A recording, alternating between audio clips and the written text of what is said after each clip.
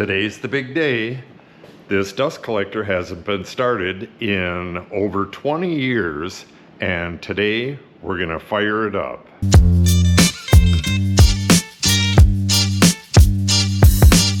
I bought this in 2001, possibly 2002, and I used it in my basement wood shop.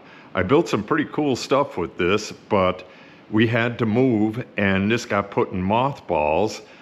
Then I had another shop set up and I used this collector here until I could get that one set up. And then we ended up moving here and it went into mothballs until I could get this building built. That's been 10 years now. So it hasn't been started up in at least 20 years. It could be 21, could be 22, don't really care. Before I start this up, I'm gonna set up this switch here. I'll show you that real quick.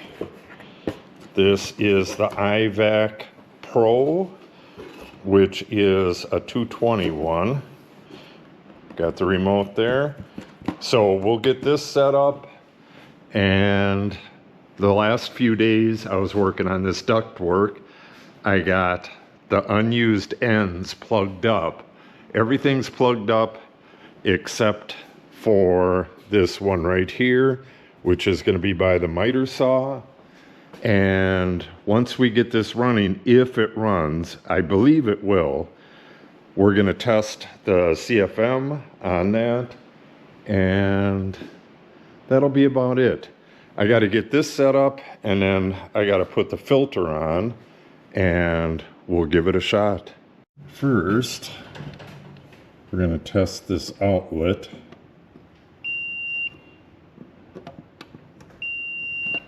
And it is on. I'm going to go turn that off, test it again, and then we're going to see where I can put the unit up here. Okay, it should be off, and it is. And the only reason I need to make sure that that's off is so it just doesn't start up as soon as it's plugged in.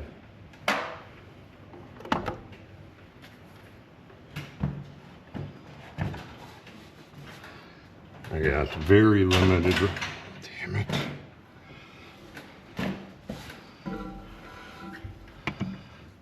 Okay, I can actually mount that way.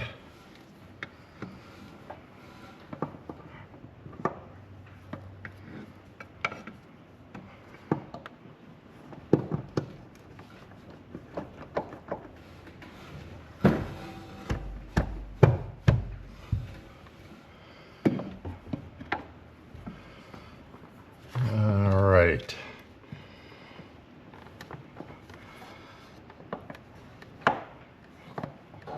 That's good enough. We're gonna go right here, and then the machine will reach right there. Okay, we'll go with that.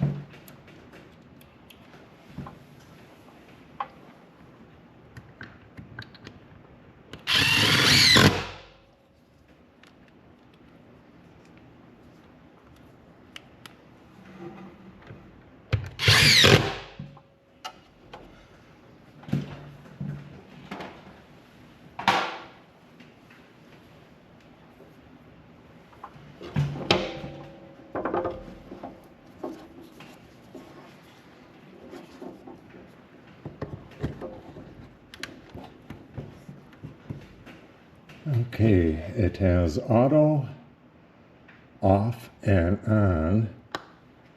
So we're going to switch it to auto and go see if this baby starts.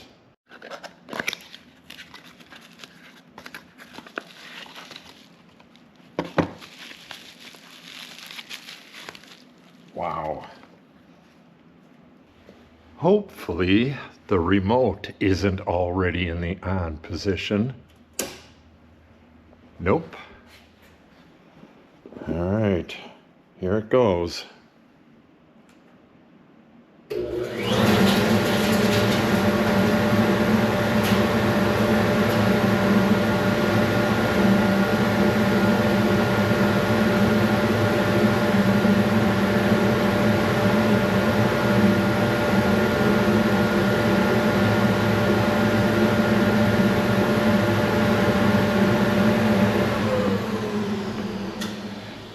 I forgot that these remotes don't turn off right when you push the button.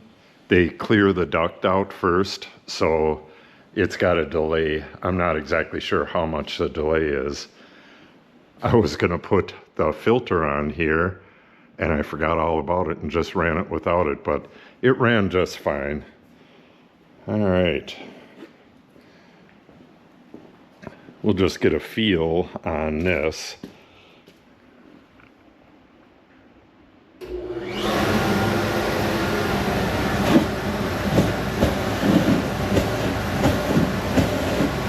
All right, we'll test that with the meter.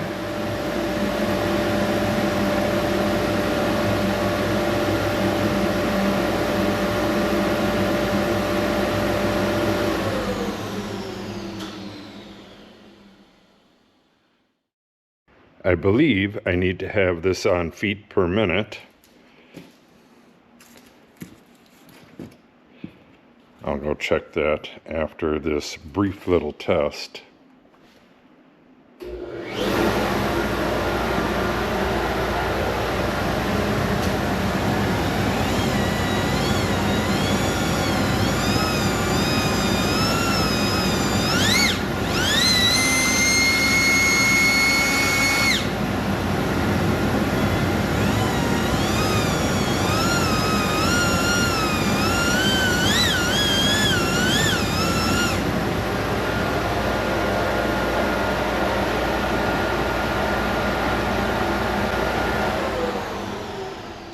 I believe I saw 580 there. I don't know what that translates into in CFM, but when this jointer is actually hooked up, it's going to be closer to the system there. It's going to be hooked up right here, and it's going to have another elbow in it as well, and it's going to have the filter on, so that's going to change things. But I believe we're going to have plenty of CFM, and this is never going to plug up or anything.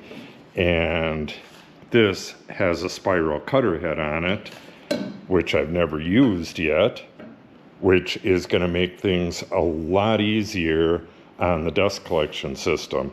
Without a spiral cutter head, you're cutting these long strips, and those get mangled up and caught in like a nest down in here.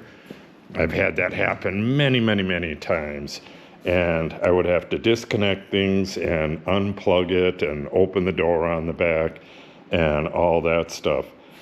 I don't think that's going to happen in this wood shop. I'm kind of curious. Let's get this filter on here and see how that changes the CFM over here, and then I'll do a couple conversions on the computer and see what the exact CFM is over to this right here. This has been wrapped up for a long time. I'm hoping everything's still here. It appears that way. I don't think there was much to it. Just this nut on the bottom, and then this threaded rod goes up through here and connects right there. And then that is the canister where you clean things out. Okay, it appears to be all there. When I wrap this up, I expected to be setting this system up within, maybe within the year, but life happened and it's 20 years now. Okay, let's get that little, actually we don't need it. This is probably set up already as well, so We're just gonna go right up into here and get this filter on.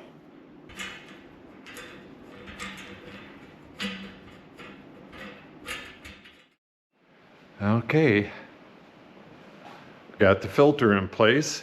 Now we'll go compare the CFM without the filter and with the filter, just for the hell of it. This duct is not taped yet, so it's going to be leaking all over the place. It's going to have higher CFM once that's taped, but I just want to see what the difference is. I'll go look it up online and throw those on screen. We can just get the feet per minute with this meter here, but knowing the diameter, we can convert that and we'll know what the CFM is here.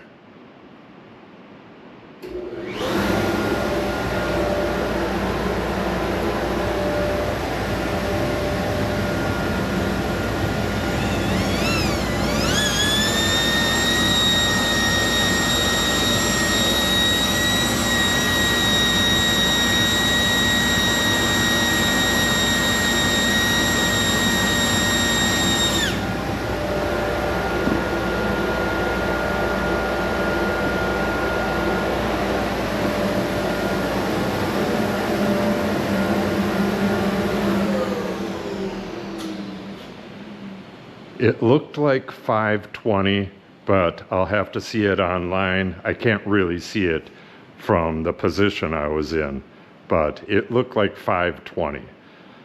Let me go and check this out on the computer, and I'll get right back with you. We'll wrap this up. Okay, the first reading I took, I thought it was 580. It was 5,800 or right around there, and it also pegged the thing out. But the 500 or 5,800 comes to 791 CFM, which is plenty. I believe when I got this system, he said that like if I was running the jointer or something, that I should have one of the other ports open a crack, open up the blast gate a little bit. I'll get a hold of them and see what they say, but this is just for the hell of it. I just wanted to see what kind of a CFM I was getting at the furthest port here, and this will actually have other stuff on it too, but really doesn't matter. It's going to be plenty. And I believe the one for the planer and the one for the jointer are going to be plenty as well. I got this on my phone. Not sure how well you're going to be able to see that. And again, this is from wood.com.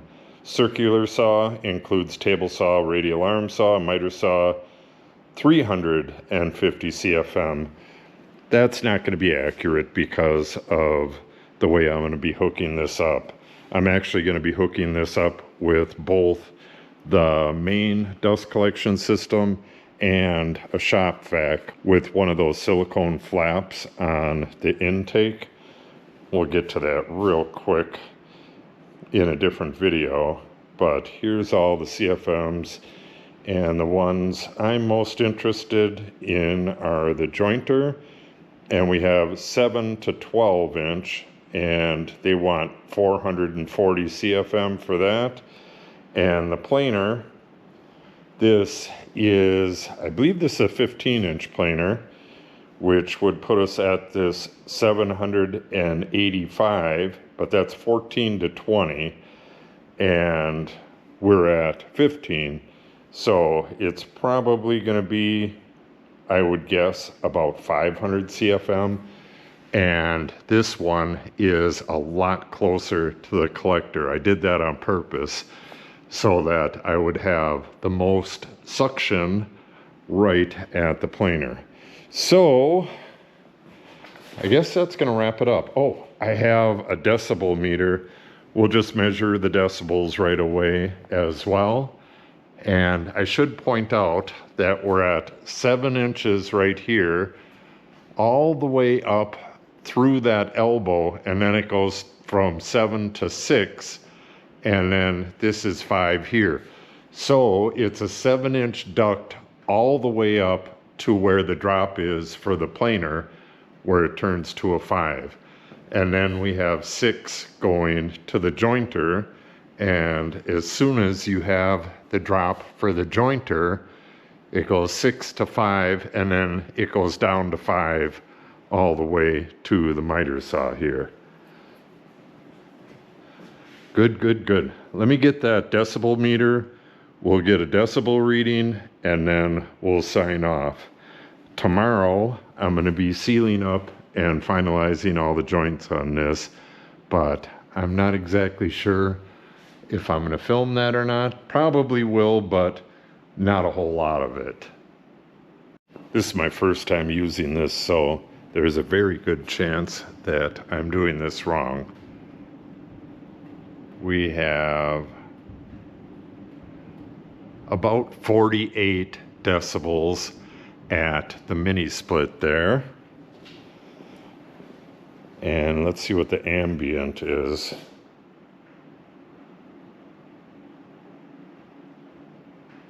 About 40. Okay. And we'll check it over here at the miter station, and then we'll check it at the jointer and the planer. And when I'm running tools, you'll have the tools in the mix too. This is just a little bit of a test.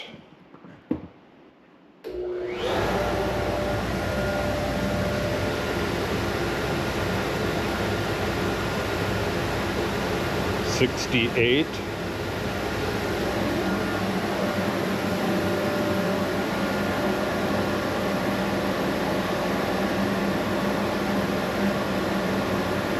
Still about the same.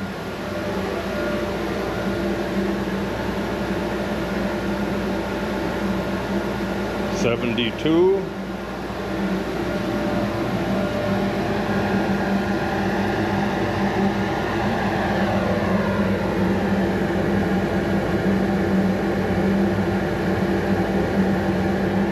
$79.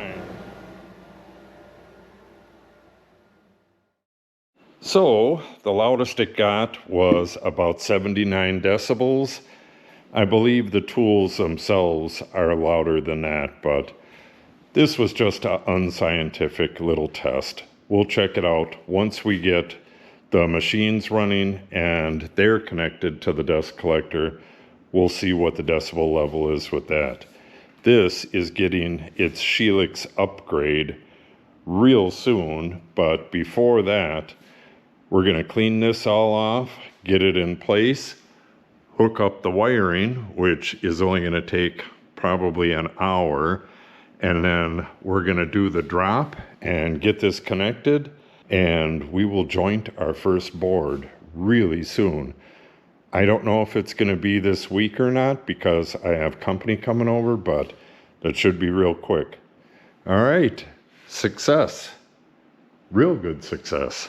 So, like I said, tomorrow I'm going to be sealing up joints and finalizing stuff. That video will be out real soon. And then right after that, we're going to get the drop done and we're going to get the jointer up and running. And before I forget, if you haven't subscribed yet, make sure you take the time and subscribe right now. I have a project already set up that I'm going to be starting as soon as I get these two machines working. So make sure to subscribe and stop back soon for the very first project.